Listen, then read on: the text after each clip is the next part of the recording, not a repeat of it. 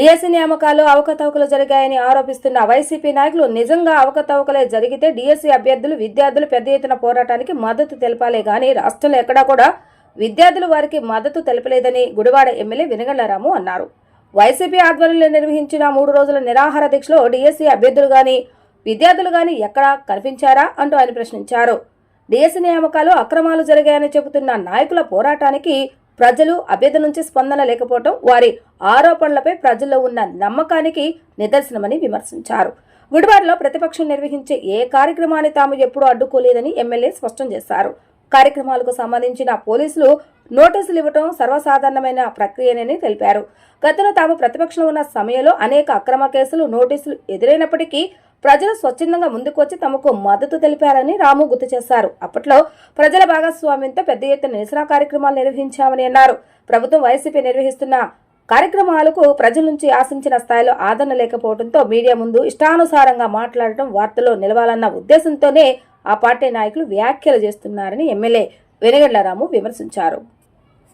ఇది మొట్టమొదటిసారిగా చూస్తున్నామండి చైతన్యం. నిజంగా కష్టపడి సాధించిన జాబ్ని కానీ కష్టపడి సాధించిన ఇంట్లో వాళ్ళు చెప్పినా కానీ నువ్వేం చేయలేదు రాని చేసినా కానీ ఎవరికైనా కోపం వద్దు. అట్లాంటిది ఆడేవాడు వచ్చేసి ఎందుకు పనికిరాని ఎందుకు చేతకాని వాళ్ళు ఏమీ సంబంధం లేని వాళ్ళు వచ్చి మీరు ఇష్టం వచ్చినట్టు మాట్లాడుతుంటే ఎవరికైనా కానీ చాలా బాధగా ఉంటుందండి. ఇది అయితే వెరీ క్లియర్.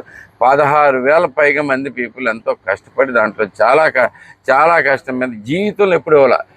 అసలు టీచర్ల రిక్రూట్మెంట్ అంటేనే చంద్రబాబు నాయుడు గారు తెలుగుదేశం ప్రభుత్వంలో హాయంలోనే జరిగింది అనేది కూడా ప్రతి ఒక్కరికి తెలుసు. దాంట్లో ధైర్యంగా చెప్పగలం ఎప్పుడైనా కానీ. వీళ్ళు ఒక జాబ్ తీసుకురారు, ఒక కంపెనీ తీసుకురారు, ఒక రారు. దానికి ఆరోపణలు అర్థం లేని ఆరోపణలు అర్థం లేని చేసి సిబిఐ ఎంక్వైరీ అంటారు, అయ్యి అంటారు, ఇట్లాంటి చేత కాదండి. మీకు ఒకటే చెబుతున్నాను, మీ అందరికి ఒకటే, ప్రజలందరికీ ఒకటే చెబుతున్నాను. అలాగే వైసీపీ కార్యకర్తలు మీరు కూడా స్పందించలేదు. మొన్నటి విషయం మీకు కూడా సిగ్గేసింది. నాకు అర్థమైన మ్యాటర్ అది. బేసిక్గా వైసీపీ కార్యకర్తలు కూడా సిగ్గేసింది. ఇట్లాంటి దాని మీద మనం ఎట్ట చేస్తామనే ఉద్దేశంతో చాలామంది రాలేదు. మీరే చూశారు పొద్దున జరిగింది అనేది. అసలు రోడ్డు మీదకి వస్తానికి 15 మంది కూడా లేని పరిస్థితి. ఎట్లాంటి వాళ్ళు అందరూ దండగ మనకి.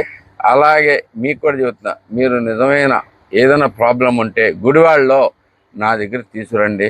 నేను పరిష్కారం చేస్తా. మీరు నేను బన లైన్ లేదు, రాజకీయాలు లేదో మన ఎలక్షన్లో చూసుకుందాం. బేసికలీ అప్పటిదాకా మాత్రం ప్రజల సంక్షేమం కోసం మీరు ఏదైనా ముందుకు రండి, నేను చేసి పెడతానని చెప్తాను.